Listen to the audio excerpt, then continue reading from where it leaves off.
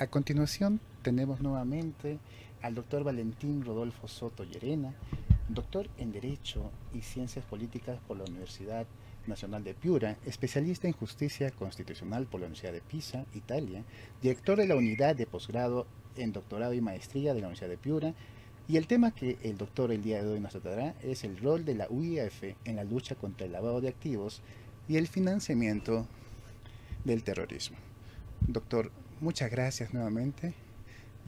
Un momentito, por favor. Está usted, doctor, en pleno uso de la sala. Muchas gracias, doctor. Muchas gracias. Muy buenas tardes con la venia de ustedes. Primero, lo hice a primeras horas, pero había una falla técnica, un error involuntario, seguro se ha presentado con este sistema de virtualización.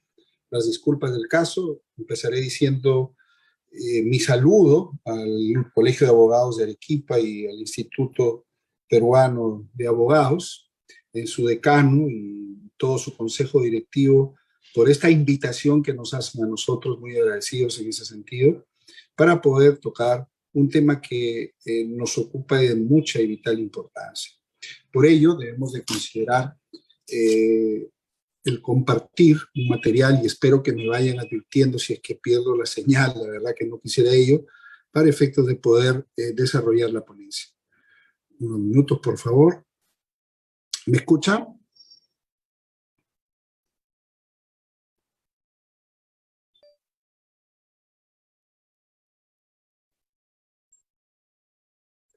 ¿Me escuchan, si fueran tan amables?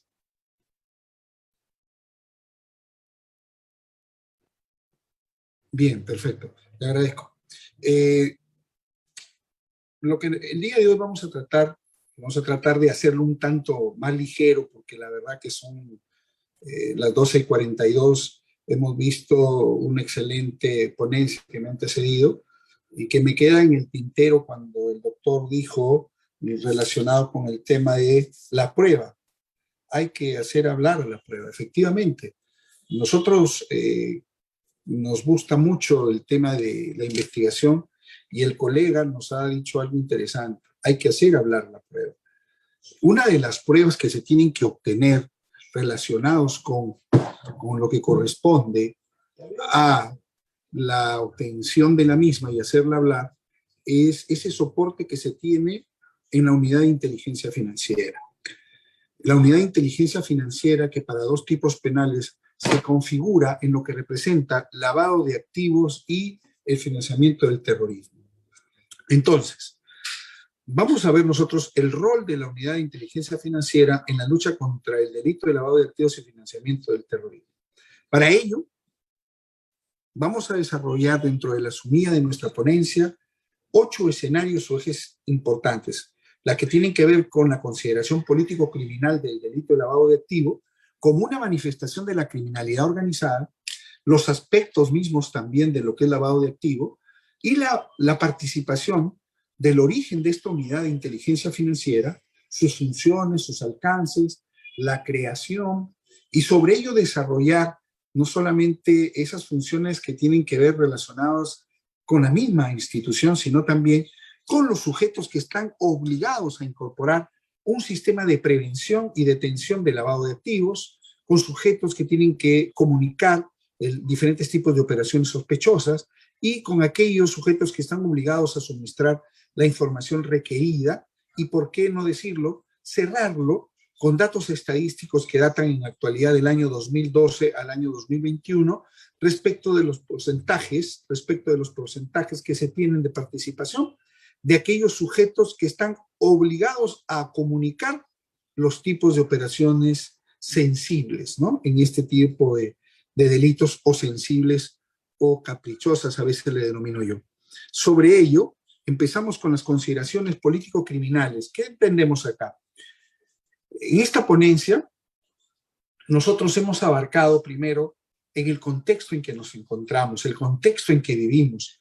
Este contexto marcado por el desarrollo tecnológico y el fenómeno de la globalización, que el problema epidemiológico sanitario nos ha puesto en este momento. esto no solo ha generado un sinfín de beneficios para la sociedad, correcto, en la virtualización, sino que también por ese mundo globalizado, hoy tenemos problemas de índole criminal.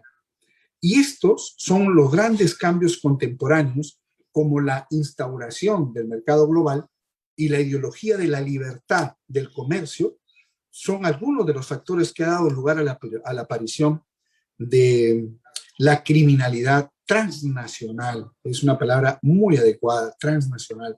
¿Y pero por qué? Porque la política criminalizada no es una aparición delictiva novedosa. Hay diferentes tratatistas que lo han tratado, pero nosotros vamos a involucrarnos en lo que representa la unidad de inteligencia financiera. ¿Por qué? Porque si bien es cierto, estamos en un escenario en donde no son novedosas las dimensiones que se tienen en la actualidad, pero sí estamos ante un fenómeno delictivo que no solo genera una fuerte inseguridad ciudadana, sino que afecta también la propia estabilidad política. Y para mí, particularmente el análisis que se ha hecho, esta criminalidad organizada responde siempre a la idea de constituir una organización de personas para cometer hechos delictivos graves de forma permanente y con ello conseguir sendos beneficios económicos, personales o jurídicos que representan al final un perjuicio para el Estado. Eso es lo que nos da a nosotros una problemática y una realidad que debemos de entenderla desde un punto de vista de la característica fundamental que tiene la criminalidad organizada. Esta criminalidad organizada se manifiesta por la configuración de una organización delictiva que expresa una mayor gravedad, y hay que mencionarlo porque hay tratadistas que lo dicen de esa manera, que tiene la existencia de un delito monosubjetivo. Este delito monosubjetivo e incluso que una sumatoria eventual de sujetos, incluso en una sumatoria eventual de sujetos, puede generar un delito mediante un acuerdo circunstancial o momentáneo. Entonces es ahí donde la existencia de esta organización criminal debe entenderse que genera, por un lado, una situación especial que incrementa, ¿qué cosa? El desvalor social de los hechos delictivos cometidos. Entonces, esta búsqueda, este escenario, esta plataforma que nos lleva a analizar los mecanismos legales para regular este nuevo o estos eventos o acontecimientos delictivos, nos hacen primero salir del espacio nacional para poder involucrarnos en lo que da lugar a esta investigación de estos tipos penales, donde por un lado tenemos la aparición de la declaración política y el Plan Mundial de Acción de Nápoles contra la delincuencia transnacional organizada. De lo que se ha leído, esta declaración para nosotros ha sido el primer y el detonante principal como que mecanismo internacional en el cual se ha tratado el crimen organizado dentro de un concepto individual y propiamente identificado. Y es después cuando nosotros avanzamos con la interacción de la Convención de Naciones Unidas, ¿no? Con la de la delincuencia organizada transnacional, en donde se tiene ya la representación del instrumento legal, considero más importante como un elemento base, ancestral, jurídico, internacional de estos tipos penales en la lucha contra la criminalidad organizada. Ahora, haciendo esta plataforma de base para poder empezar a construir el primer punto, yo debería decir, el lavado de activos como una manifestación de la criminalidad organizada, ¿cómo se presenta? Pues nosotros de la investigación con diferentes tratadistas, investigados y científicos, se presenta como un paso necesario. ¿Para qué? Para que los delincuentes encuentren en la criminalidad una forma de vida, criminalidad ya organizada. Y esta decisión lo tomo como un binomio político-criminal de reprimir el delito de lavado de activos, tiene como objetivo, como finalidad, el intensificar la lucha contra la criminalidad organizada. Este es fundamental, pero ¿por qué?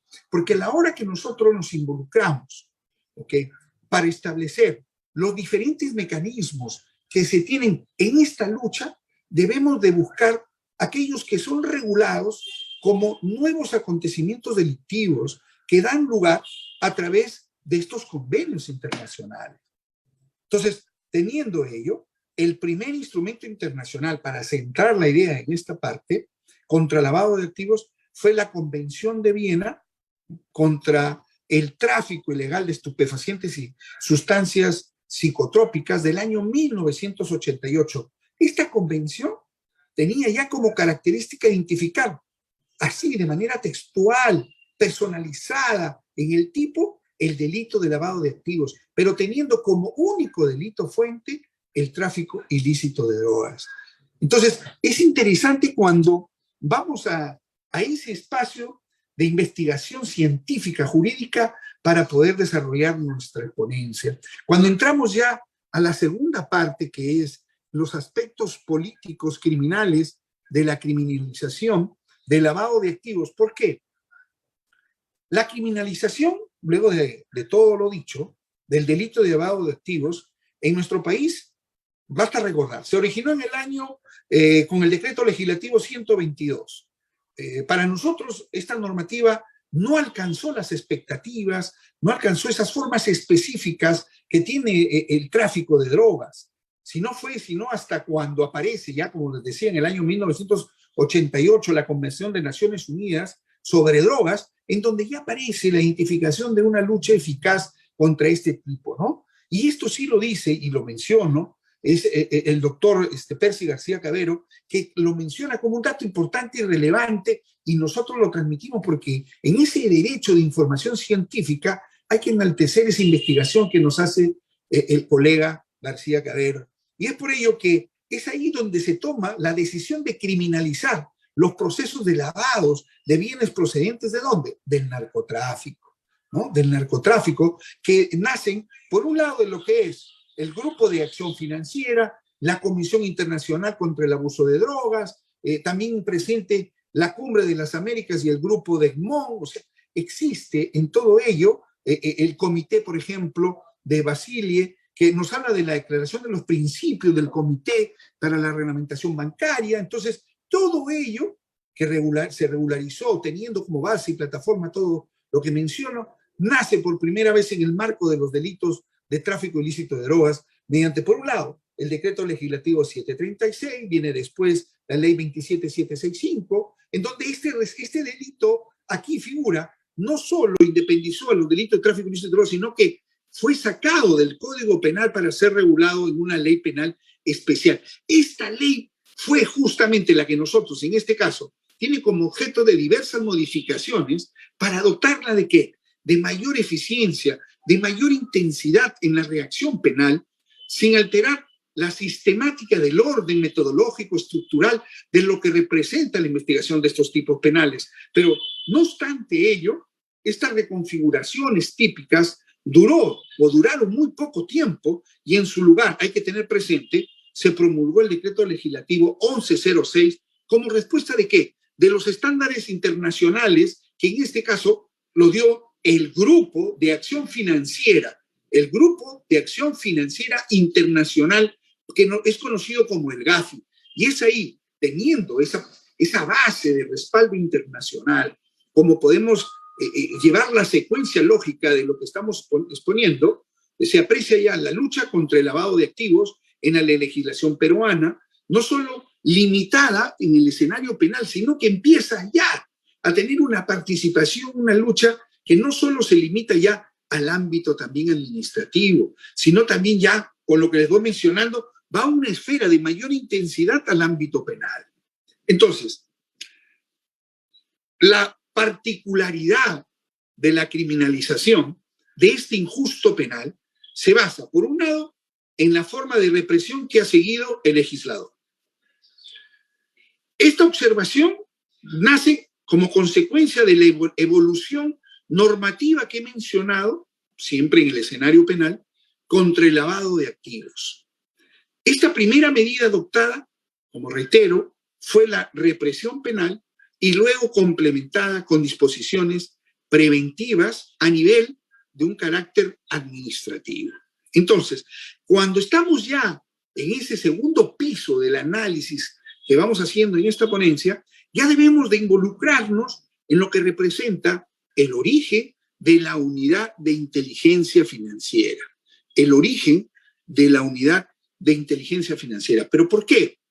Porque la unidad de inteligencia financiera tiene nace como un efecto y consecuencia del fenómeno del impulso internacional que proviene de un órgano intergubernamental, denominado, como lo dije antes, por el Grupo de Acción Financiera Internacional, GAFI, que este organismo instó, propuso, impulsó, buscó un apalancamiento de un binomio de interacción jurídica que permitiera, ¿me escuchan, doctores, por favor? Perfecto, continúo entonces. Que permitió establecer en esa estructura de comunicación con el efecto, yo le denomino efecto rebote de lavado, porque tenemos que tener el contagio de aquellos estándares de calidad normativa que tienen la expertise de haber desarrollado un escenario de mayor lucha y fortalecimiento del sistema financiero, ¿no? En el escenario de lo que corresponde al lavado de activos y tráfico, ¿ok?, del terrorismo. Entonces, en ese sentido, cuando hablamos de que la unidad de inteligencia financiera tiene ese impulso por parte del Grupo de Acción Financiera Internacional, la GAFI, debemos de entenderlo que esta está adscrita como un organismo y tiene que ser así, para que tenga esa autonomía, tiene que ser de dependencia nacional y central. Esta dependencia nacional y central está involucrada dentro de las funciones. ¿Cuáles? La función de recibir, de analizar y canalizar lo que nosotros entendemos por información de lavado de activos. Esta información que tiene la unidad de inteligencia financiera surge, y creo que ya se han dado cuenta en este plenario, por la necesidad, por la misma necesidad de elaborar estrategias de lucha contra este flagelo delictivo, contra hecho ilícito que tienen importancia, establecer ¿qué cosa? Nexos entre, ya vengo a mencionar aquí algo tan importante, el nexo del sistema financiero y las autoridades judiciales. Nexo del sistema financiero y las autoridades judiciales, que si nos vamos a un antecedente para identificar esa incertidumbre o esa debilitación de la participación de la unidad de inteligencia financiera, que resulta un brazo de articulación importante, con una potencia maximizada para poder lograr el fortalecimiento del sistema, ¿no? Y dar un mejor apalancamiento a la política fiscal, mejorando hasta la recaudación, que nos permitiría mejorar hasta el presupuesto general de la República. Voy más allá en la participación respecto de lo que significaría tener una herramienta de esta magnitud con el conocimiento de nosotros como operadores del derecho para poder sacar adelante esa necesidad que tiene el país de mejorar una recaudación en derecho y en justicia. Es por ello que si me voy hacia atrás, partiendo de los años 90, tengo que decir que estos organismos, bien, aparecieron, pero aparecieron de manera aislada. Aparecieron como consecuencia de la necesidad de un organismo central, primero, que recibiera, analizara y divulgara toda información financiera, provechosa, pero ojo, para poder combatir el lavado de activos. Esto significa definitivamente que posteriormente, dentro del ámbito de acción, para incluir a todo el delito de financiamiento de terrorismo, lo que implica definitivamente establecer diferentes métodos de análisis de información con una adecuada formación por parte del recurso humano, por parte de la estructura, la metodología y potencialidad de los operadores que tienen de tener presencia e importancia en su labor al interior de estos organismos, definitivamente no se ha dado. ¿Por qué? Porque nosotros, a título personal, como investigadores, como científicos del derecho, en esta parte, advertimos que existe mucha incertidumbre, existe mucha, ¿por qué no decir escasa información sobre su existencia y sobre sus funciones? Por eso me he permitido con la noble anuencia del Colegio de Abogados de Arequipa, y le agradezco y le reitero ese agradecimiento, y al Instituto, ¿no?, de Peruanos de Abogados, a decir y hacer transmitir justamente ello. ¿Pero por qué? Porque nosotros consideramos que la Unidad de Inteligencia Financiera es una institución muy importante, porque según los estándares internacionales de lucha contra el lavado de activos y financiamiento de terrorismo, en especial en el soporte que siempre menciono para que se sepa de dónde viene lo que nosotros vamos transmitiendo, es el aporte de las 40 recomendaciones que da el Grupo de Acción Financiera Internacional, el GAFI, y asimismo el reglamento de modelo de la Comisión Interamericana sobre el abuso de drogas de la OEA, ¿no?, en donde establece con recomendaciones colegiadas, hasta tripartitas, ¿por qué no decirlo?, respecto del grupo del EDMON, en donde justamente establece que la creación de estos organismos resultan vitales porque con eso se refleja una muestra clara, ¿no?, por parte de las autoridades de un país que tienen la clara voluntad de reforzar internacionalmente la lucha contra el delito de lavado de activos y el financiamiento de terrorismo.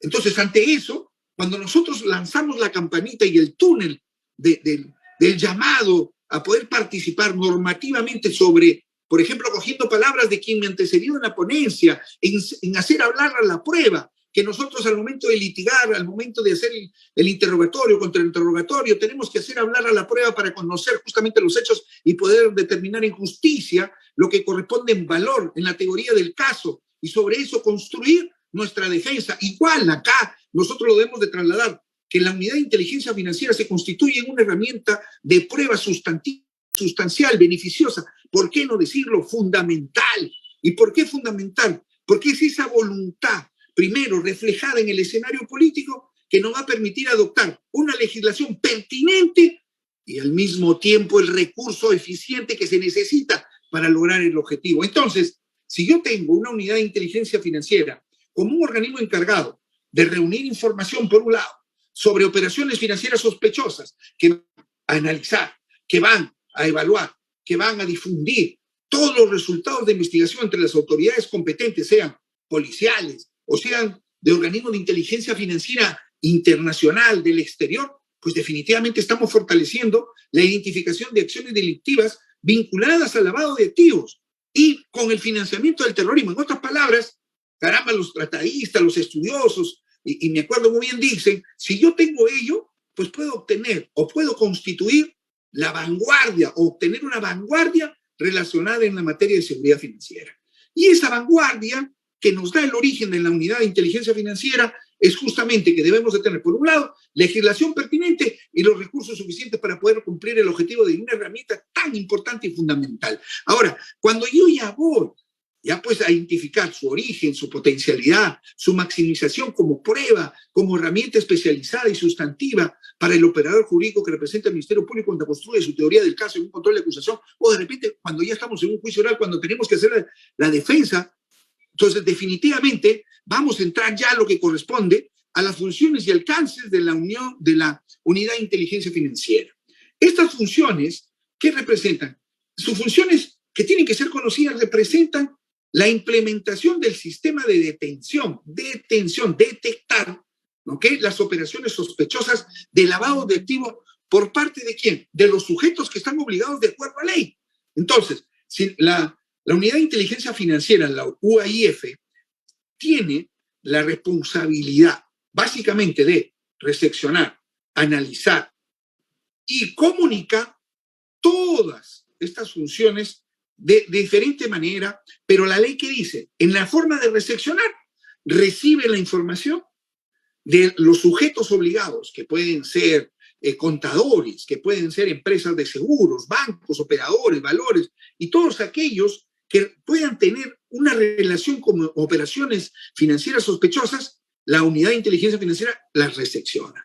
Y sobre esa recepción, con ese material, inmediatamente, ¿qué procede? Procede al análisis. Ese análisis debe de centrarse en revelaciones recibidas o seleccionadas, dependiendo de la índole de dicha información, y ese filtro cognitivo le corresponde a la unidad de inteligencia financiera. Ante ello, luego, después de ese análisis, de ese filtro, debe de determinar la existencia o no de una amenaza. Y si esa amenaza o riesgo está calificado por la unidad de inteligencia financiera, inmediatamente tiene que poner de conocimiento.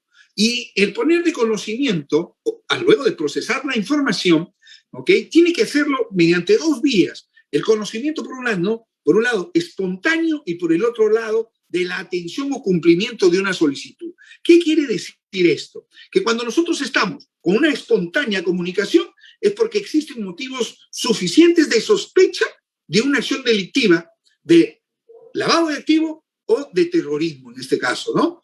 Entonces, de financiamiento del terrorismo, para ser exactos. Entonces, cuando tenemos esa identificación, ponemos de conocimiento espontáneo, porque es una información recibida. Y la otra es de solicitud, cuando existe de por medio una petición por parte de una autoridad, cuando existe de por medio una petición por parte de una autoridad. Entonces, teniendo todo este antecedente de soporte para poder darse cuenta de la importancia que tiene la unidad de inteligencia financiera en el rol de la inteligencia y la parte de la lucha contra lavado de activos y contra lo que corresponde al financiamiento del terrorismo, y ahora puedo decir por qué resulta importante, por qué resulta vital la creación de la unidad de inteligencia financiera en nuestro país. Por un lado, siempre con esa formación jurídica, hacer el histórico de la legalidad, del principio, ¿no? En el 2002, la ley 27693, donde se crea la unidad de inteligencia financiera, viene posteriormente el 2007, donde ahí se incorpora la unidad especializada, la Superintendencia de Bancas Seguros, la SBS, mediante la ley 29038, y después viene el establecerle hasta un rango, correcto, miren ustedes, establecerle un rango en lo que representa la superintendencia adjunta con autonomía funcional, técnica y administrativa. Pero aquí un dato interesantísimo. El dato interesantísimo, que estoy seguro que muchos de ustedes lo deben haber investigado y establecido, en que al interior de la unidad de inteligencia financiera existe un consejo consultivo, así como lo tiene la Junta General de Justicia, así como lo tiene el Jurado Nacional de Elecciones, que está integrado por diferentes representantes de diferentes órganos. También lo tenemos acá. Acá está, por un lado, el representante de la SBS, el representante de la Presidencia del Consejo de Ministros, el representante del Ministerio Público, un director ejecutivo de la Unidad de Inteligencia Financiera del Perú, un representante de la Comisión Supervisora de Empresas, un representante del Ministerio de Economía y Finanzas, un representante del Ministerio de Comercio Exterior, un representante de la Contraloría, del Ministerio del Interior, un representante del Ministerio de la Producción. Vean ustedes cómo acá, en ese ejercicio de la memoria, nosotros tenemos que establecer todos los organismos competentes que participan en ese consejo consultivo, y tienen que ver con qué cosa. Tienen que ver con la evaluación de los casos tan importantes y trascendentales de la lucha y fortalecimiento del sistema financiero necesario para poder sostener una investigación. Por eso están relacionados todas estas competentes órganos representados en este consejo consultivo. Ahora, cuando yo ya tengo identificado este consejo consultivo, y vean ustedes la cantidad de representantes que significa, y por eso la exigencia en la operatividad, en la sistematización de los resultados que se tienen que tener para el crecimiento de los reportes de las operaciones sospechosas que se tienen que dar, y en la parte final lo voy a decir cuando yo les dé los datos estadísticos, y eso nos va a significar saber en qué lugar nos ubicamos en el espacio y tiempo de lo que representa la unidad de inteligencia financiera. Ahora tengo que involucrarme en lo que es la función de la unidad de inteligencia financiera. Esta función definitivamente se encuentra ¿en dónde? Se encuentra en lo que representa, primero, el obtener o requerir información, documentación, antecedentes o todo dato que estime relevante a cualquier institución pública y a los sujetos obligados. ¿Qué quiere decir? Quiere decir que este organismo que hoy estamos analizando tiene como objetivo, señores amigos integrantes de este plenario, caramba, espero que me estén escuchando, espero que estén en el talante de lo que nosotros tenemos como interés de este tema, en generar una política de ¿qué? De cooperación entre los organismos supervisores de regulación y de prevención.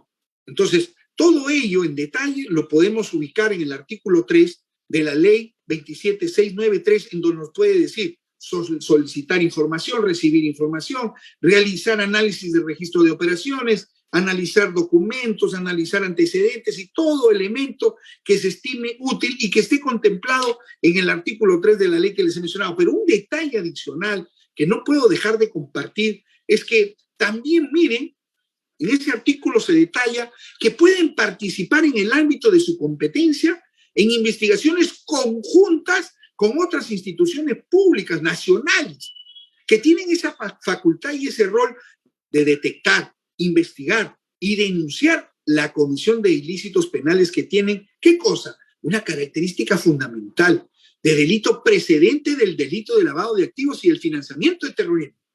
Y vamos más allá, puede hasta prestar, y es importante, lo escuchaba a nuestro ponente, una extraordinaria ponencia que nos antecedió, en donde, por ejemplo, nos hablaba de la prueba y la obtención de la misma. Acá hay un mecanismo que nos permite, y lo dice el artículo 3º, la unidad de inteligencia financiera dice que puede prestar la asistencia técnica que se le sea requerida cuando se trate de investigaciones relacionadas con lavado de activos y el financiamiento de terrorismo. Y va más allá también. Va más allá, porque imagínense una función como lo es el tener acceso al secreto bancario, a la reserva tributaria, por supuesto, reconociendo lo que nos dice nuestra Carta Magna con la autorización judicial, como dice nuestra Constitución. Entonces, en ese sentido, no hay que discutir, pero la unidad de inteligencia financiera debemos de entenderla como una agencia central nacional que tiene la obligación de ¿qué? La obligación de cumplir y hacer cumplir todo lo que le estamos mencionando. Y lo que estamos mencionando, disposiciones establecidas en la ley, principio de legalidad.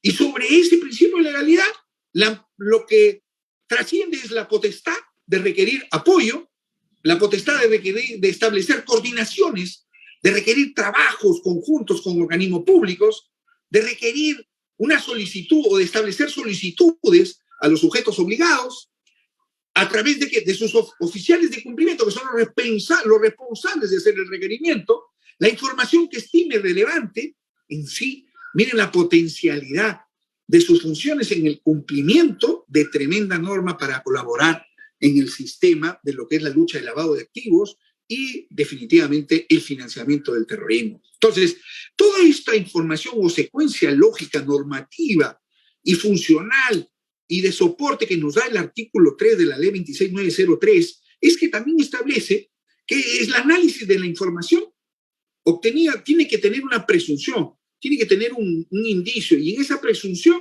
tienen que existir las operaciones vinculadas al delito de lavado de activos. Y eso, ¿a quién se le comunica como soporte? Se le comunica al operador jurídico que representa al Ministerio Público dentro de su formación de la teoría del caso. Entonces, en esa teoría del caso, tiene que ser transmitido el informe de la Unidad de Inteligencia Financiera, un informe de inteligencia. Y base legal, como siempre digo, como principio de legalidad, el inciso 5 del artículo 3 de la ley 27693 y a la vez su reglamento contenido en el numeral 13.2. Entonces, ante ello tenemos creación, tenemos funciones, tenemos responsabilidades, tenemos cooperación, tenemos coparticipación y la base legal que les permite hacerlo respecto del fortalecimiento al apoyo de lo que representan estos tipos penales para lo que es la teoría del caso, en lo que construye definitivamente por una facultad constitucional el Ministerio Público. Ahora, cuando tenemos esto ya delimitado y haciendo ideas fuerzas sobre los TIS que nos corresponde, en esta ponencia tengo que decir, ahora, ¿quiénes son los sujetos obligados? Entonces, cuando yo voy a los sujetos obligados, tengo 3 escenarios que debo de consensuar para poder establecer justamente la explicación. Por un lado, los sujetos obligados a incorporar un sistema de prevención y de detención del lavado de activos. Un segundo extremo es los sujetos obligados a comunicar determinado tipo de operaciones. Y en el otro extremo tenemos los sujetos obligados a suministrar la información requerida. ¿Se me escucha? ¿Voy bien? ¿Se me escucha? Disculpen ustedes que tenga que cada cierto tiempo consultar, no quiero tener problemas técnicos. Vale, venga, gracias, muy amable, de verdad, muy amable por el acompañamiento y definitivamente reitero el saludo al Colegio de Abogados de Arequipa. Entonces, cuando vamos a establecer ya la parte del 7.1, digamos, ¿no? En lo que es los sujetos obligados, ¿qué significa? Para que el sistema o el proceso que nosotros exponemos dentro del rol tan importante que le compete a la unidad de inteligencia financiera, debemos de empezar diciendo, buscar el éxito del sistema de prevención y detención de operaciones. El éxito, ¿ok?, se debe a la unidad de inteligencia financiera como consecuencia del apoyo de los sujetos obligados y de los órganos de supervisión. Esos dos brazos que se articulan y que al final se centralizan en la UIF, se constituyen los pilares del sistema de la lucha contra el lavado de activos. Eso se denomina, a renglón seguido, lo pongo con negrita para que quede enmarcado, la cooperación de los privados. Cooperación de los privados. ¿Por qué? Porque debe de aprovecharse las estructuras estatales, por un lado, ¿no?, que se tiene al interior del Estado, y también de las empresas específicas que están en sectores determinados. ¿Por qué? Porque nosotros debemos de utilizar la investigación, la supervisión de la labor de verificar el cumplimiento de la normatividad de prevención y detención del lavado de activos a través de esos dos brazos que se articulan a la unidad de inteligencia financiera. Entonces, cuando hablamos de estos dos brazos, se trata de dos mecanismos de distinta naturaleza, por supuesto que sí, pero que al final se utilizan con la misma finalidad, ambos, con la misma finalidad de aquel que está dentro del tipo penal, de dificultar, o en todo caso, lo que debemos nosotros revertir es detectar los procesos de legitimación de capitales de procedencia delictiva, detectar, ¿no?, todo un proceso financiero que aparentemente tiene una legitimación de capitales de procedencia legítima. Es ahí lo interesante del mecanismo. En esa identificación, esa lupa, utilizando un poco el término de lo que nos dice el Sistema Nacional de Control de la Contraloría General de la República en su ley orgánica, cuando dice que debemos de actuar en su explicación como una lupa para poder identificar la legitimación de capitales de procedencia delictiva. Entonces, cuando voy con todo este concepto y paso por el túnel de la legalidad, debo de mencionar la legislación o la ley contenida en su artículo 3, la 29038, dispone ahí en detalle una amplia lista o referencia de los sujetos obligados como personas naturales y jurídicas, sobre las que recae, ¿qué cosa? Un conjunto de deberes de informar a la unidad de inteligencia financiera sobre aquellas operaciones sospechosas. Ahí está el detalle, ¿no?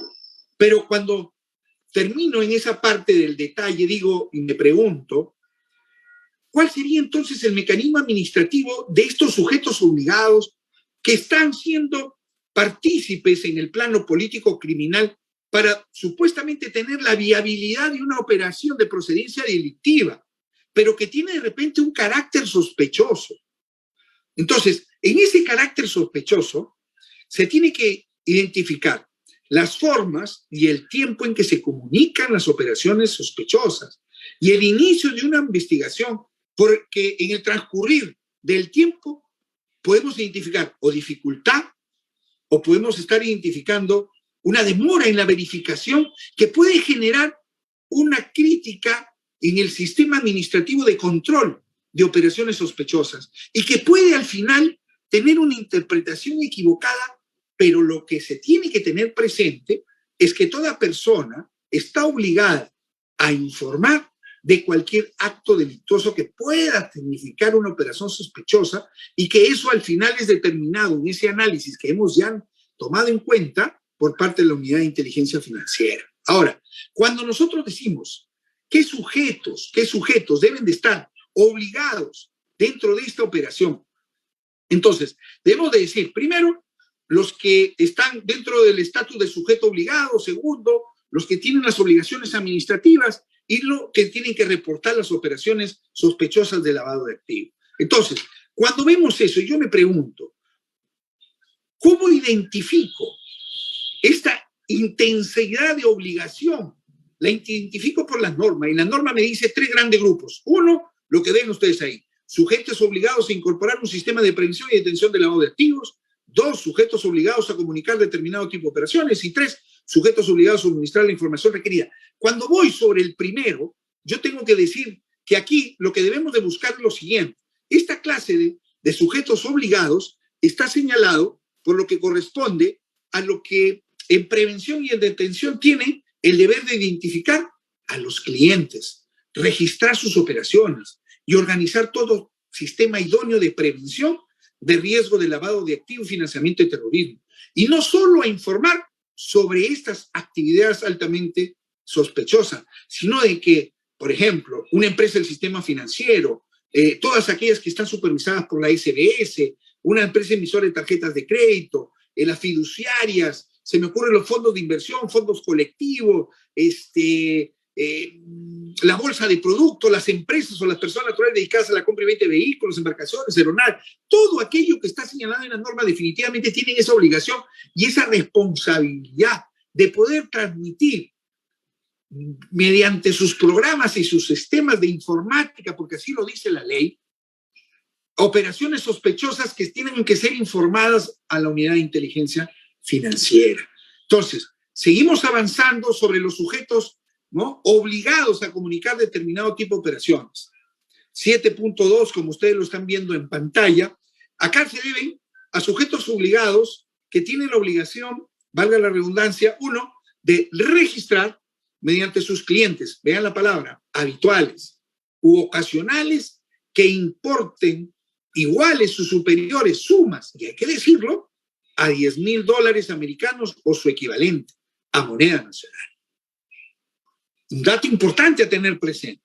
Asimismo, también deberán registrar como una sola operación las diversas operaciones que se realicen en un mes por o en beneficio de una sola persona. Estas operaciones que deben de despertar, que deben de poner la voz de alerta, que deben de tener el timbre de alerta, ¿no?, deben ser iguales o superiores a los $50,000 americanos o a su equivalente en moneda nacional. Podemos hablar, por ejemplo, que yo siempre recuerdo porque me llama la atención y me hacía ese interrogante, ¿quiénes estarían comprendidos? Por ejemplo, en el tema del comercio de antigüedades, el comercio de joyas, de metales, de piedras preciosas, de hoteles, restaurantes, notarios, martilleros públicos. Imagínense hasta de sellos postales, donaciones, aportes a terceros de estas donaciones, despachadores de operaciones de importación, de exportación, y así en los diferentes tipos de operaciones que involucran una comisión también de un delito de aduanero. También están dentro de este escenario y que ustedes lo pueden ver y ya con mayor amplitud determinar en el artículo pertinente y el 3 que he mencionado. Entonces, todos ellos tienen definitivamente una condición de gestores de intereses en la administración pública, ¿no? Y como gestores de la administración pública se constituyen esos organismos o organizaciones receptoras de fondos que no tengan, caramba, más que la obligación de reportar al Erario Nacional, justamente por esa responsabilidad que les asiste para comunicar determinado tipo de operaciones en razón hasta de los montos que les he mencionado. Entonces, cuando vamos al tercer escenario, vamos a encontrar que en este tercer escenario tenemos a los sujetos obligados a suministrar la información requerida. Entonces, cuando decimos, esta clase de sujetos tiene el deber de brindar y o facilitar la información solicitada por las autoridades pertinentes sobre la materia. Esta información se procede a brindar a causa de una petición formal. Esta petición formal definitivamente está relacionada dentro de lo que es el 7.3 de la ponencia que estamos haciendo a una conformación de entidades o de instituciones obligadas a proporcionar de manera formal ante una solicitud o requerimiento previo sobre aquella información necesaria, como por ejemplo, por un lado tenemos la administración tributaria, que es la SUNAT, por otro lado la Superintendencia de Mercados y Valores, por otro lado tenemos el registro público, que es la SUNAR, las centrales de riesgo públicas o privadas, que tenemos que hablar, por ejemplo, Sentinel o Equifax, que son las que de manera privada dan este tipo de informaciones y que estarían comprendidas también dentro de las empresas que tendrían que reportar cuando están ante una operación sospechosa. Podemos hablar de la Contraloría General de la República, podemos hablar de NAPO, podemos hablar de los INERGIN, etcétera, etcétera, que van a encontrar en detalle en el artículo que se ha mencionado. Entonces, con todo este escenario, ¿okay?, de importancia relevante como un brazo que articula una formación de una prueba, hay que hacer hablar a la prueba. Y me encanta siempre mencionar mensajes que guardan relación con un tema que tiene que quedar en la retina, ¿no? En el sentido de que para nosotros hacer hablar a la prueba, pues tenemos que tener los elementos que están formados, así como convicción. Uno de ellos es justamente el informe de inteligencia, el informe financiero que nos da la unidad de inteligencia financiera para estos tipos penales de lavado de activos y financiamiento del terrorismo. Entonces, ahora, ¿cómo comprobar el resultado? ¿Cómo comprobar el impacto? Pues el impacto, el resultado, ¿okay? De la meritocracia, primero normativa, y de la meritocracia del recurso humano que está al interior de una estructura tan importante como es la unidad de inteligencia financiera, pues tendremos como abogados que irnos al soporte estadístico de la unidad de inteligencia financiera del Perú. Entonces, ante ello, si bien es cierto, a pesar del esfuerzo del Estado en diseñar, creo yo, políticas para la lucha contra el delito de lavado de activos, para mí, la unidad de inteligencia financiera sigue reportando, perfecto, muchas operaciones sospechosas de lavado de activos, pero para mí particularmente mi mensaje aquí es que estamos ante una entidad que todavía muestra en cierta medida una débil estructura, muestra una débil estructura. ¿Por qué? Porque nosotros cuando nos vamos, los números no nos engañan, cuando nos vamos al periodo comprendido de enero del 2012 a enero del 2021, en la actualidad solamente se han recibido operaciones sospechosas, 84.081 reportes de operaciones sospechosas por parte de sujetos obligados a reportar, los cuales, pues basta simplemente hacer un recordaris de las operaciones en la parte cuantitativa. Imagínense, y lo tengo presente porque tuve un caso que sustentar respecto del lavado de activos en una defensa, en un recurso de apelación en una sala, ¿no? Jueces superiores, en donde en el año 2012 se reportaron solamente 3.087 operaciones sospechosas. Y hago una recuerda, en todo el año 2020, en una situación en que nos encontrábamos epidemiológicamente sanitaria, se reportaron 10.098. Y en lo que va del año, en donde se entiende que ya hay una regularización, donde se está justamente ya impulsando el fortalecimiento de nuestro sistema económico y todo lo que tiene que ver con la potencialidad de nuestra política fiscal, potencialidad de nuestra política económica y todo lo demás, solamente a la fecha van reportándose 1.022. ¿Dónde se ha obtenido esa información? Información en la Superintendencia de Banca y Seguros, recogida y amparada para esta ponencia, a efecto de que se tenga como definitivamente una estructura que es débil respecto a la gran responsabilidad que le asiste en lo que es el delito de lavado de activos y financiamiento de terrorismo. Y cuando quiero ya, digamos, aterrizar jurídicamente en este tema, dado el tiempo que se me ha otorgado y las gracias por esta invitación, es quiénes han sido los sujetos obligados a reportar, quiénes han obligado. Vean ustedes, el 35% del reporte son de los bancos, el 26% de los notarios públicos, el 11% de empresas de transferencia de fondos. El resto de sujetos obligados que constituyen, a mí particularmente, y lo dice la SBS, un pequeño porcentaje como lo que es la compra-venta de vehículos en el 11%. Aparece también aquí un tema tan interesante que nos involucramos en la parte de las microfinanzas, que son las cajas municipales de ahorro y crédito en el 3%, los agentes de aduanas el 3%, pero que hay un detalle también importante que sería interesante dejarlo como tarea de investigación. Las empresas constructoras e inmobiliarias solamente el 2%.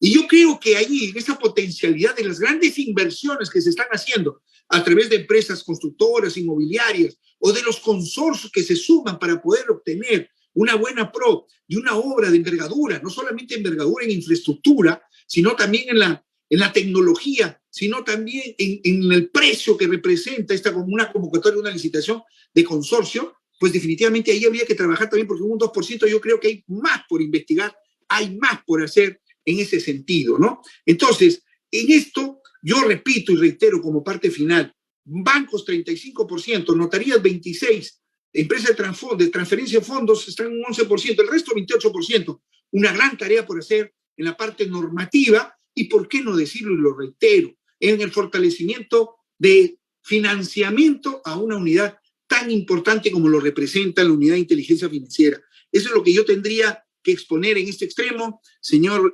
organizador de este magno evento. Reitero mi reconocimiento, mi saludo al decano y a toda la junta directiva del Colegio de Abogados de Arequipa y a todos los integrantes del instituto Peruano de Abogados por esta convocatoria a este magno evento.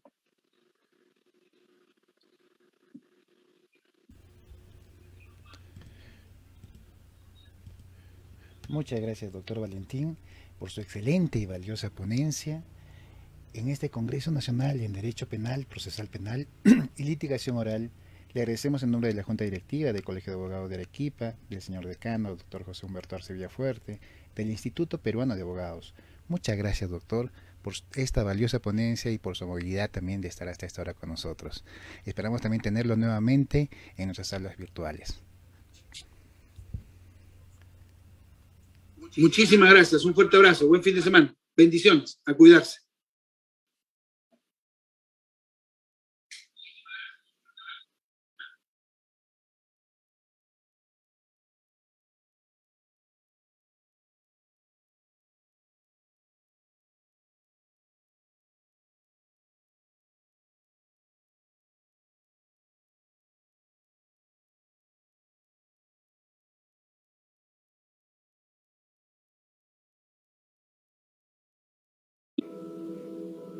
Bueno, habiendo culminado ya todas las exposiciones de estos 3 días del Congreso Nacional en Derecho Penal, Procesal Penal y Litigación Oral, solo quedan palabras de agradecimiento a los docentes que han participado en esta actividad y también a los participantes, sean alumnos, estudiantes o público en general. El Colegio de Abogados de Arequipa, como siempre, en su política de capacitación continua a los agremiados y a la colectividad, queda muy agradecido tanto con los expositores como los participantes. No me quedan otras palabras más que dar por concluido y clausurado el presente evento en nombre del señor decano de la Orden, José Humberto Arce Villafuerte. Muy buenas tardes con todos.